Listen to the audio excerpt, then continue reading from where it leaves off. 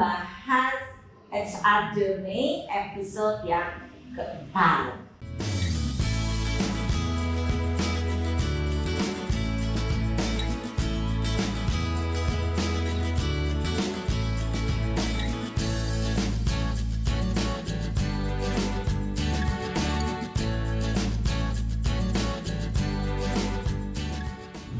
Akhirnya ketemu lagi ya pemirsa di episode yang keempat. Saya sedikit review dan pemirsa bisa nonton juga di video-video kita sebelumnya. Episode yang pertama, part yang pertama adalah kita HR function and HR roles.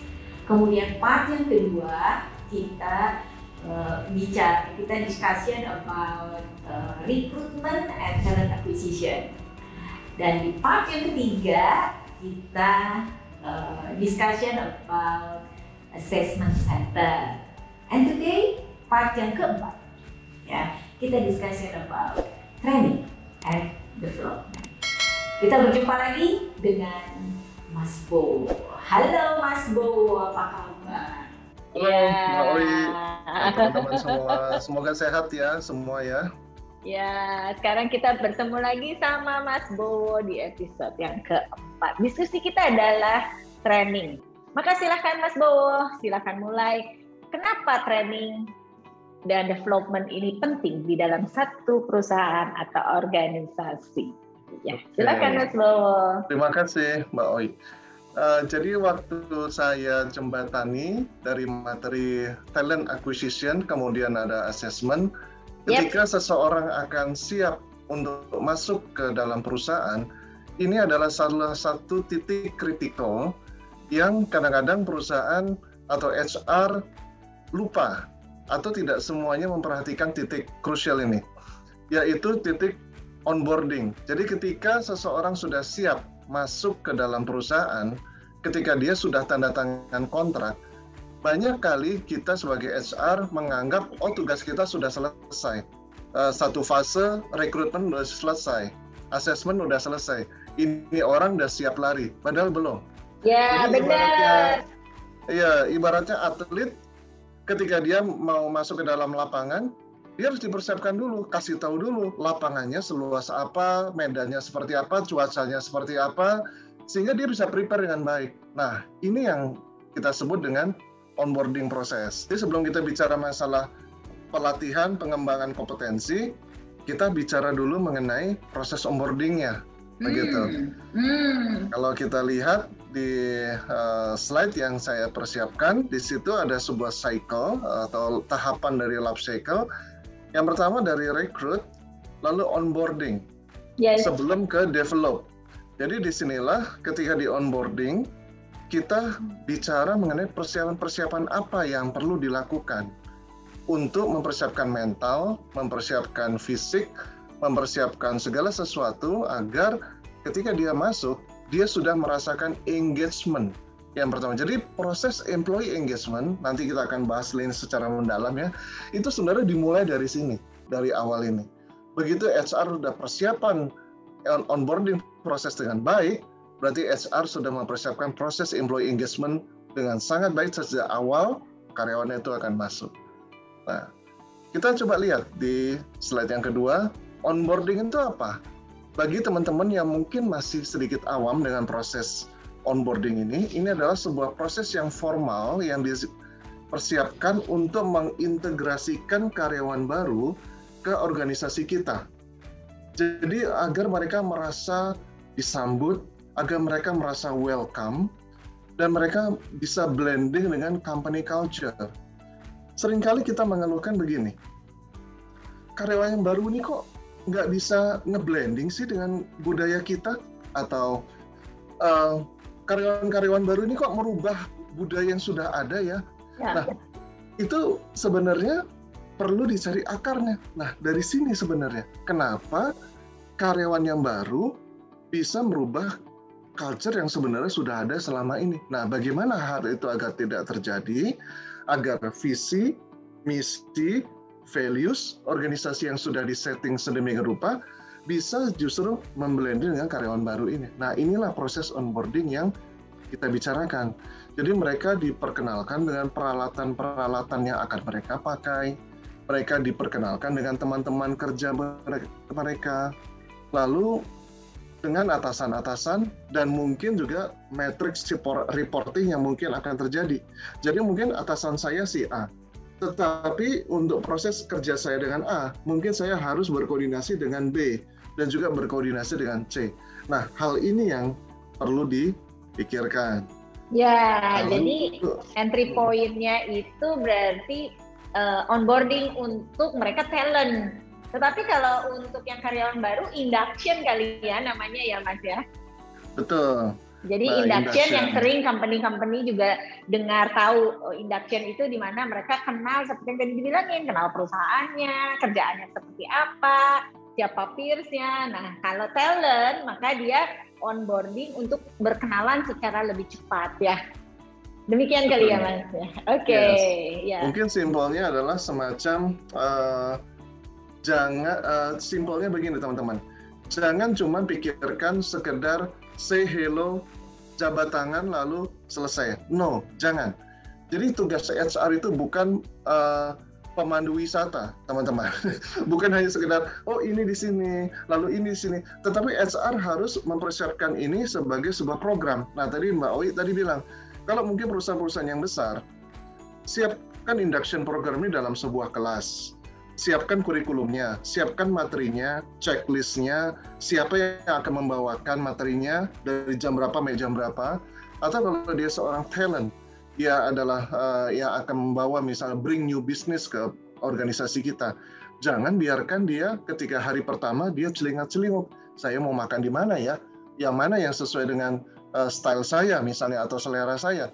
Disitulah peran HR menjembatani hal tersebut. Bisa HR terjun sendiri langsung atau membuat jembatan dengan atasannya atau kolega kerjanya, kita buat buddy system misalnya, supaya dia bisa menyesuaikan diri dengan baik dengan lingkungan yang baru, seperti itu.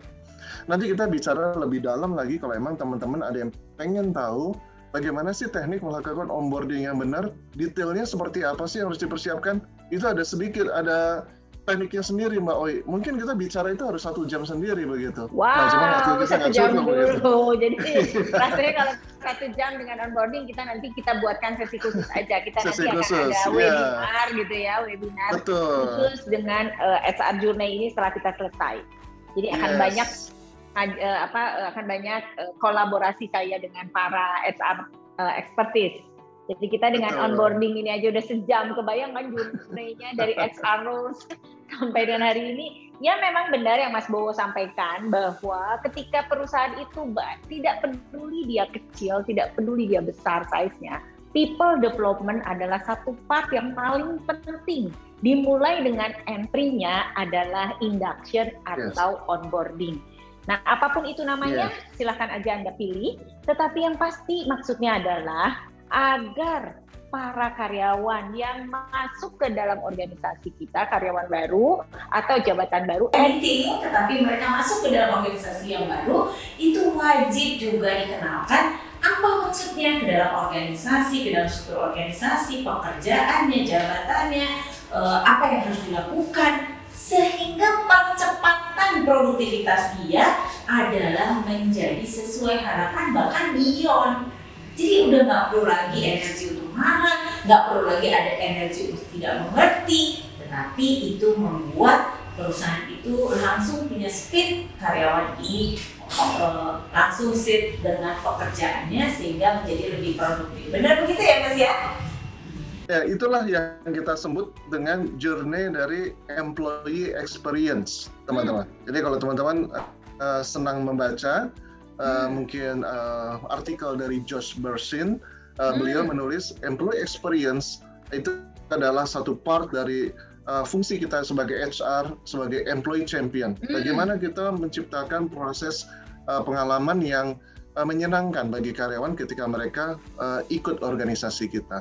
Dan menurut survei Mbak Oi, bahwa perusahaan-perusahaan yang melaksanakan proses onboarding secara serius atau induction program secara serius, mereka bisa meretain sampai dengan 91% dari karyawan-karyawan yang level entry level selama 3 tahun pertama, begitu.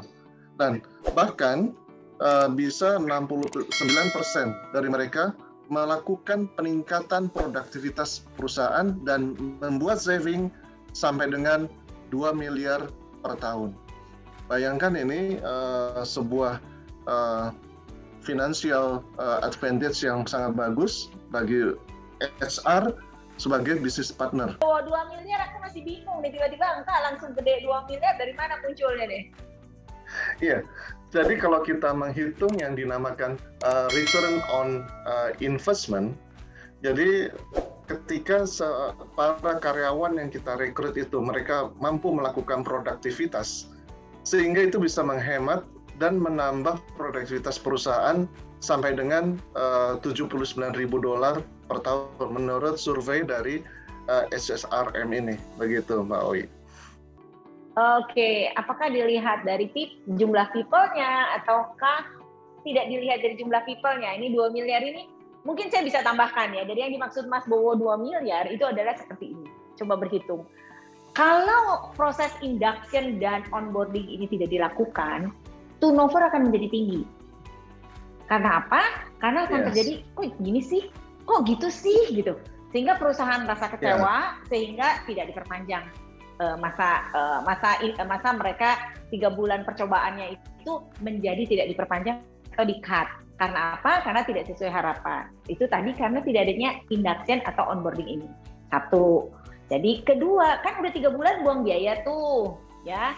Kedua, ketika tidak terjadinya induction sama onboarding ini, maka turnover-nya menjadi tinggi. Selain perusahaan tadi tidak menjadikannya fixed employee, maka tidak diangkat menjadi fixed employee.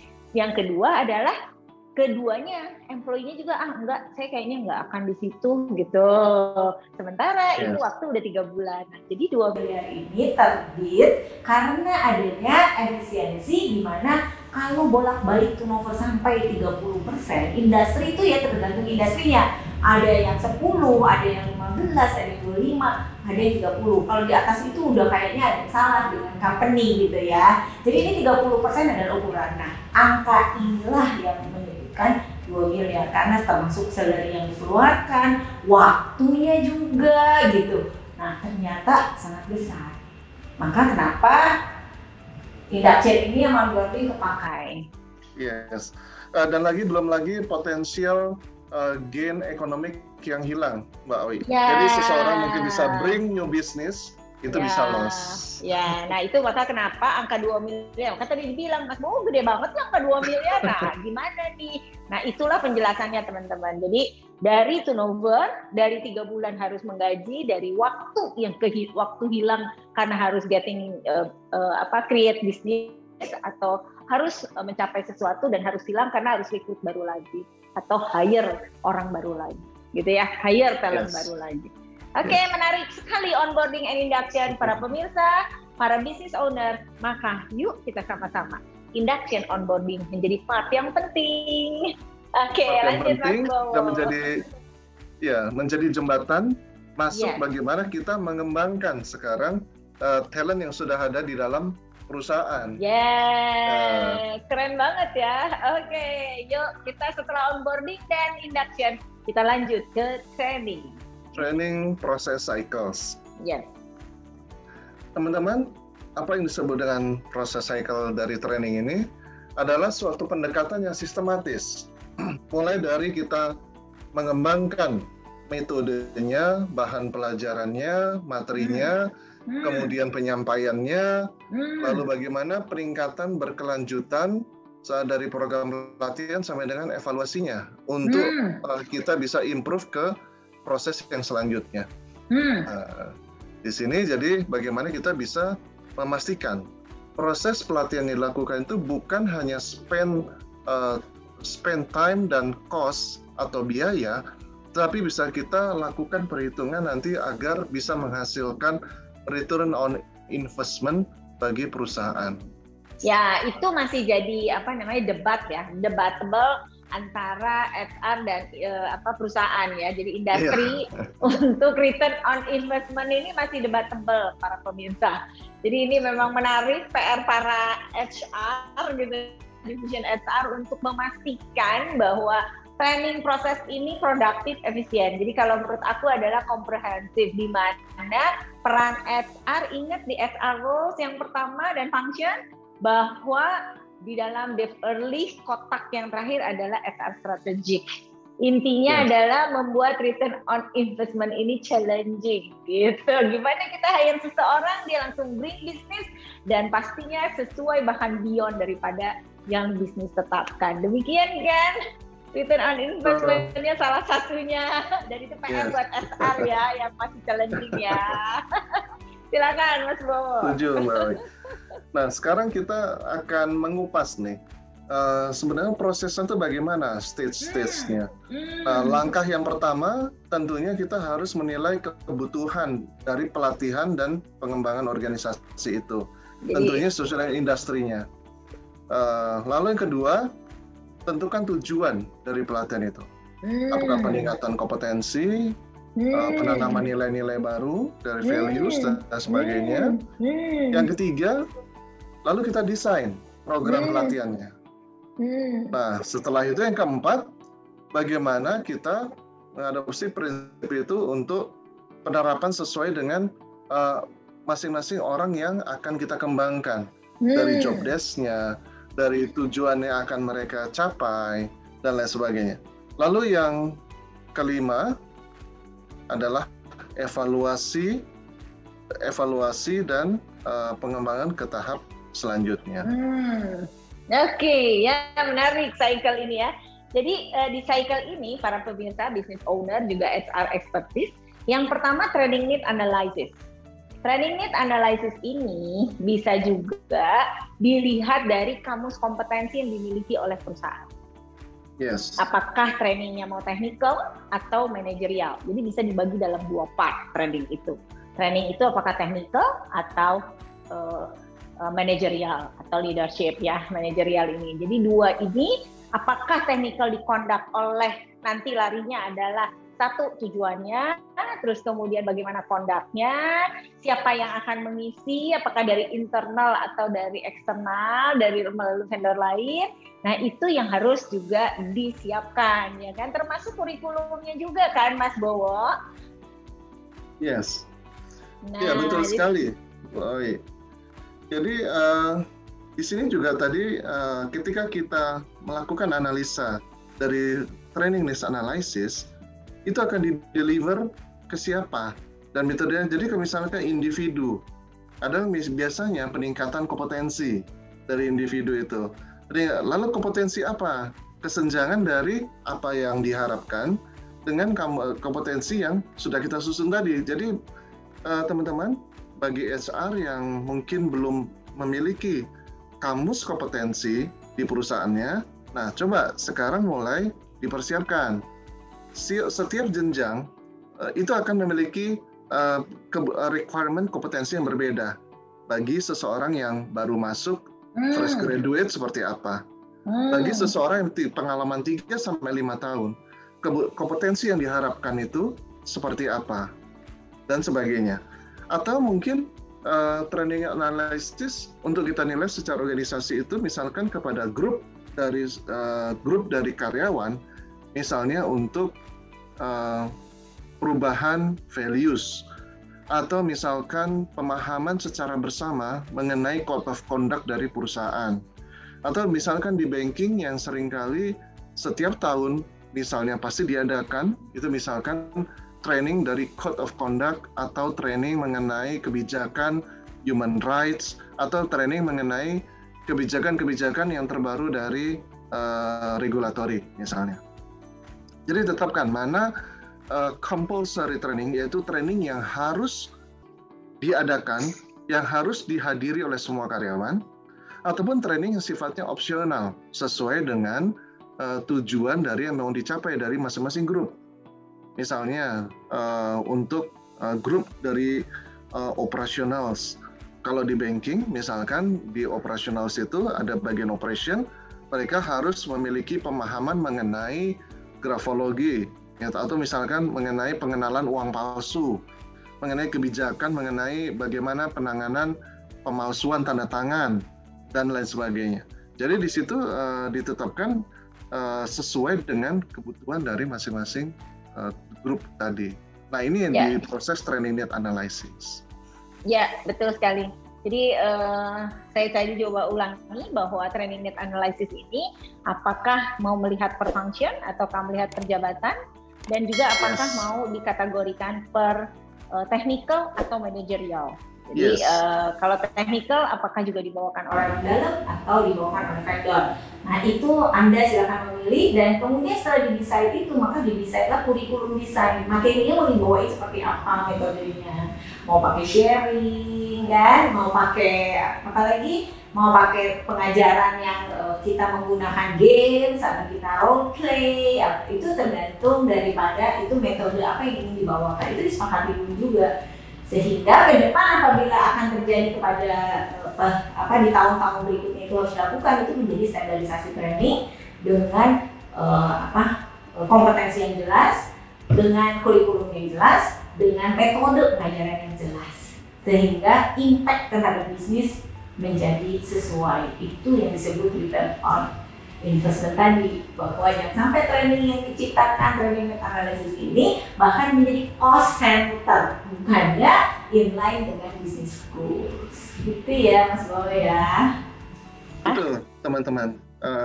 Dan sebagai HR, sekali lagi kita harus mampu berpikir secara adaptif, fleksibel, dan kreatif ya teman-teman. Jadi contohnya begini maksud saya. Tadi Mbak Oi tadi sudah sampaikan, kurikulumnya ditetapkan bagaimana metodenya. Nah, kita juga harus memilih, tidak semua metode harus disampaikan dengan satu cara. Contohnya, untuk high level, misalkan leadership program, untuk para manager, people leaders, tentunya metode penyampaiannya tidak bisa hanya lecturer satu arah misalnya. Mereka biasanya the high level atau advanced level dari leadership, mereka biasanya perlu ada discussion atau bahkan pembahasan mengenai study case. Tadi Mbak Oi sempat singgung mengenai bagaimana metode misalnya seperti focus group discussion misalnya. Sedangkan metode-metode pengajaran yang materinya berkaitan dengan misalkan update mengenai peraturan, atau mengenai code of conduct, mungkin bahkan tidak perlu diajarkan secara tatap muka, bahkan itu bisa saja melalui electronic class atau e-class atau online class, di mana mereka diminta membaca dulu, lalu kemudian ada suatu tes untuk mengetes mengenai pemahaman mereka, begitu. Jadi sesuaikan dengan karakteristik dari orang-orang yang akan menerima pemahaman itu. Oleh karena itulah HR juga perlu belajar mengenai sosiologi, memahami mengenai antropologi, mengenai bagaimana pemahaman kelompok atau manusia, bagaimana mereka berkomunikasi, bagaimana mereka berinteraksi. Begitu, Mbak Oi, mungkin bisa saya tambahkan. Seru ya, seru banget. Jadi tadi onboarding dan induction. Terus bagaimana mempersiapkan training. Jadi training nggak hanya cuma kita mempersiapkan berapa orang jumlahnya, ternyata tidak.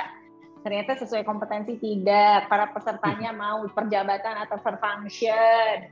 Terus bagaimana kurikulumnya, mau berapa hari di kondaknya, siapa yang mengajar, terus kemudian metode pengajarannya, dan terakhir sekarang ini adalah evaluasinya. Jadi setiap training harus kita lakukan evaluasi agar terjadi apakah di training berikutnya akan menjadi little more effective, more productive gitu. Jadi benar-benar menjadi langsung mengena pada tujuan, yaitu peningkatan kompetensi atau behavior yang berubah, atau hanya getting knowledge doang. Itu kan ada tuh level-levelnya. Level pertama training itu untuk getting knowledge. Level pertama just to know. Ya saya tahu, ya saya ikut training, saya seneng, saya tahu Mas Bowo bawain joke-nya. Nah, jadi just to know. Yang level 2 adalah getting knowledge. Ya, saya dapat pengetahuannya. Yang ketiga, changing behavior. Dan seterusnya sampai dengan bahkan termonitoring perubahannya.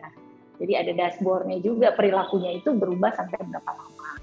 Nah, itu yang membuat training ini penting, karena ternyata kalau changing behavior dan ini selaras dengan nilai perusahaan, maka itu menjadi norma atau perilaku baru yang terstandarisasi di dalam organisasi, sehingga menjadi perusahaan itu apa?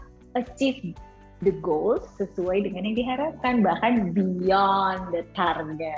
Begitu ya, seru kan? Training ini ternyata nggak simple ya, nggak cuma asal panggil vendor, gue mau training, hura-hura gitu ya, jadi cuma motivasi doang gitu, tiap tahun ada motivasi training. No, bukan itu, tetapi juga adalah seperti akademik, maka ada kelas 1, kelas 2, kelas 3. Jadi kalau misalnya officer, supervisor, manager, GM, dan director itu punya jenjangnya masing-masing. Jadi kalau director mungkin sudah mengalami training manager, sudah mengalami training division head, dan lain sebagainya, gitu kan?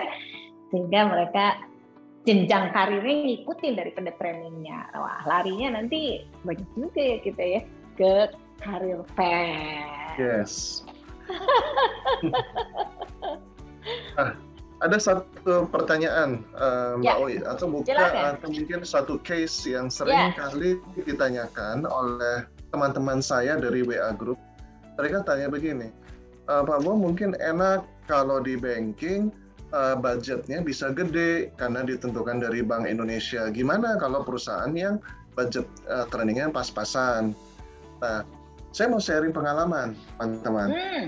Saya dulu juga tidak selalu selamanya di banking. Saya pernah cerita ya bahwa saya pernah juga bertualang ke perusahaan lain yang non-banking. Bagaimana saya menyiasati hal tersebut? Nah, salah satunya adalah training for trainer. Jadi, kita sebagai HR, kita tuh bukan hanya sekedar berkutat dengan masalah administratif ya. Contohnya begini, kita benar-benar harus mengenali karakter manusia. Nah, di sini ketika kita memikirkan bagaimana kita bisa melipat gandakan ilmu yang kita dapat dari training kepada para karyawan dengan budget yang terbatas, kita berusaha mendapatkan trainer-trainer dari antara karyawan kita. Contohnya adalah kita harus mengenali karakter mereka. Siapa orang-orang yang ketika mereka kita latih, mereka bisa mendeliver lagi pelatihan itu kepada teman-temannya, begitu.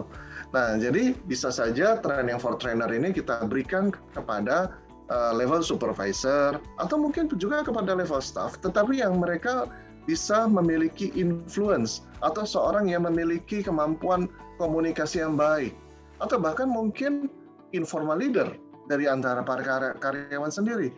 Disitulah FISR bisa merangkul mereka. Kita latih mereka, kita bekali mereka, bagaimana mereka bisa menjadi seorang trainer.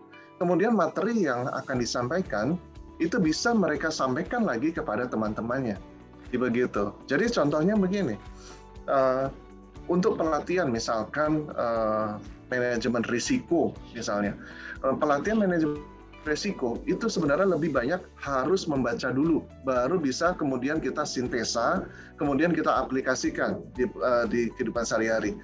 Nah, para karyawan-karyawan yang mau kita latih ini, mereka bisa kita berikan dulu pre-course reading, yaitu bacaan sebelum masuk ke kelas, begitu.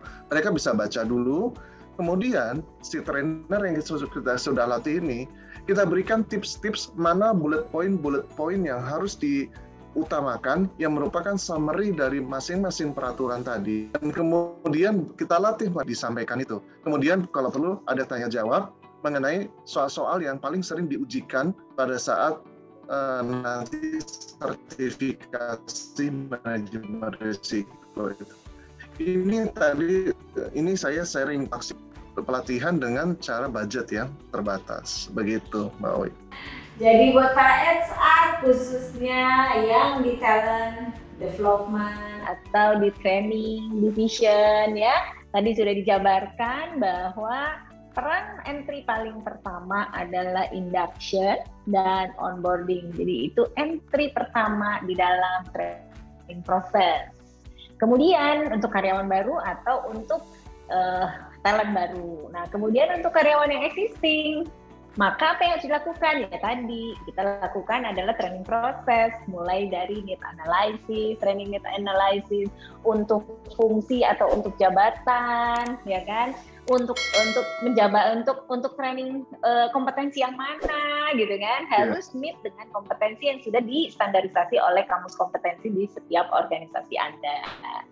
Ketika itu maka bikinlah kurikulumnya bisa bersama vendor, bisa bikin sendiri. Terus metodenya, apakah mau sharing session ataukah mau lecture, jadi cuma satu arah, ataukah mau dua arah, anything Anda buat itu semua sehingga goalsnya didapat, yaitu level 1 just to know, level 2 orang getting knowledge, dan level 3 change behavior. Nah, apapun yang Anda mau pilih, level mana yang jadi motivasi training atau goals trainingnya, itu yang Anda ciptakan. Jadi kalau cuma just to know, ya udah trainingnya adalah yang fun. Kayak misalnya ya kan, kita jalan-jalan ke pantai, jadi kita bisa engage, tetapi juga fun karena just to know gitu. Jadi kita training tapi fun, motivasi gitu kan. Nah, bisa outbound bisa, tapi kalau mau changing behavior versi outbound nggak bisa. Jadi itulah yang disebut tadi Mas Bowo, metodenya berbeda di setiap training atau di setiap level atau function yang dibawakan, dan juga setiap materi. Kalau technical kan nggak mungkin kan dibawakannya ada games gitu. Nah, jadi akan berbeda dengan manajerial, sehingga itu menjadi hal penting yang harus dipertimbangkan oleh HR practice, oleh business owner, atau oleh bagian training di HR practice. Dan kemudian setelah itu kita lihat impact-nya terhadap, dilihat return on investment-nya. Impact terhadap bisnis, apakah dia setelah training readiness untuk kerja sehingga menghasilkan target-target sesuai yang ditetapkan, atau juga ternyata harus dilakukan evaluasi 3 bulan, return on investment-nya bisa di-review 6 bulan, setahun. Jadi return on investment ini satu periode tertentu. Jadi tergantung daripada tujuan dari perusahaan. Benar nggak Mas? 3 bulan bisa, sebulan bisa, setahun bisa. Nah itu. Nah itu tergantung kebutuhan perusahaan, sehingga return on investment bisa dilihat dari sana. Demikian. Dan teman-teman, seperti yang pernah saya kemukakan di HR Journey yang pertama, kalau teman-teman itu seperti kata pepatah, jangan malu bertanya supaya nggak sesat di jalan. Kadang-kadang ketika kita mau menyusun program training, Mbak Owi, mungkin ada teman-teman HR di sini yang agak ragu. Oke, metodenya apa ya yang harus saya pakai? Lalu untuk tujuan tertentu bagaimana? Jangan merasa malu atau merasa ragu untuk ngobrol-ngobrol dengan konsultan yang memang berpengalaman. Nggak apa-apa kok. Kadang-kadang begini Mbak Owi, seringkali HR itu ada ya, tidak semua ya. Ada yang merasa, aduh kalau saya ngobrol dengan konsultan nanti belum-belum saya udah di-charge. Biaya dia segala macam. Sebenarnya nggak begitu kan. Justru kalau kita berkonsultasi atau bertukar pikiran dengan konsultan yang memang sudah berpengalaman untuk menjalankan training, teman-teman kadang-kadang bisa mendapatkan insight baru ketika sedang berdiskusi. Dan ini kadang-kadang saya alami sendiri juga. Ketika saya lagi mau mengadakan outbound atau outing begitu ya, tadi seperti Mbak Owi bilang, kadang-kadang orang memandang outing itu hanya sebagai sebuah refreshing atau motivation. Tapi ketika saya bicara dengan training consultant ini, saya justru kadang-kadang mendapatkan insight. Oke, kalau begitu games-nya bisa kita pilih yang jenisnya ini, karena ini bisa kita kaitkan dengan values perusahaan yang mana gitu. Jadi saya seringkali ketika saya mengadakan outbound training, itu saya dari values perusahaan itu saya terjemahkan ke dalam sebuah games gitu. Dan itu bukan pemikiran saya sendiri, justru dari bertukar diskusi, bertukar pikiran dengan konsultan yang membantu saya. Gimana Pak Bo kalau values-nya ini, kita kegiatannya ini. Lalu ada seminar lagi nanti setelah itu untuk mem-wrap up dari kegiatan yang tadi dilakukan, sehingga mereka bisa mengerti, oh tadi gue tuh begini itu sebenarnya untuk memahami pemahaman values yang ini, sehingga oke, gambar utuhnya sekarang saya dapat ketika sudah di dalam kelas. Nah itu yang mungkin bisa saya sharingkan juga pengalamannya. Oke, thank you ya. Jadi memang benar, saya sebagai konsultan pun dengan dengan sukarela berbagi. Artinya bahwa apapun yang Anda ingin tanyakan, ingin dapetin sesuatu insight, silakan diskusikan. Bahkan saya bisa memberikan free training jika memang itu dibutuhkan. Kayak gitu Mas Bowo. Jadi saya buat klien baru, saya bahkan bisa silahkan, entah jangankan klien baru, existing klien pun kalau memang ada hal yang harus saya sharing, saya akan sharing. Kayak kemarin misalnya di satu klien, Bu sharing di di event kita dengan customer gathering, dengan customer, saya melakukan itu. Jadi saya memberikan insight untuk para customer. Bahkan saya juga kasih kita kasih hadiah ya. Buat mereka yang bertanya, mereka boleh ikut training free dengan kita ya. Nah, jadi ada kemarin ada 20 atau 30 orang, mereka dapat training free dari kita atas customer gathering-nya mereka. Nah, demikianlah cara kita di konsultan, tidak harus juga benar kata Mas Bowo, nggak harus berbayar selalu kalau untuk menanyakan hal-hal yang memang tidak dipahami. Contoh soal, kemarin ada klien lagi satu university. Bu, malam-malam tuh langsung telepon, Bu gimana nih kita mau bikin training untuk karir pet gitu, bikin blueprintnya. Nah terus kemudian ayo kita sharing kapan, rencananya besok malam kita ada Zoom meeting dan saya akan sharing gimana sih memberikan pelatihan yang meningkatkan kompetensi sehingga karir pet seseorang akan berjalan jauh lebih cepat daripada semestinya. Demikian. Gitu ya, jadi demikian apa yang disampaikan Mas Bowo, sehingga tentunya training ini menjadi satu part peningkatan kompetensi yang menyenangkan buat karyawan dan memberikan impact kepada perusahaan. Dengan demikian, waktu kita selesai sampai di sini. Terima kasih Mas Bowo. Terima kasih bagi teman-teman semua. Salam sehat selalu.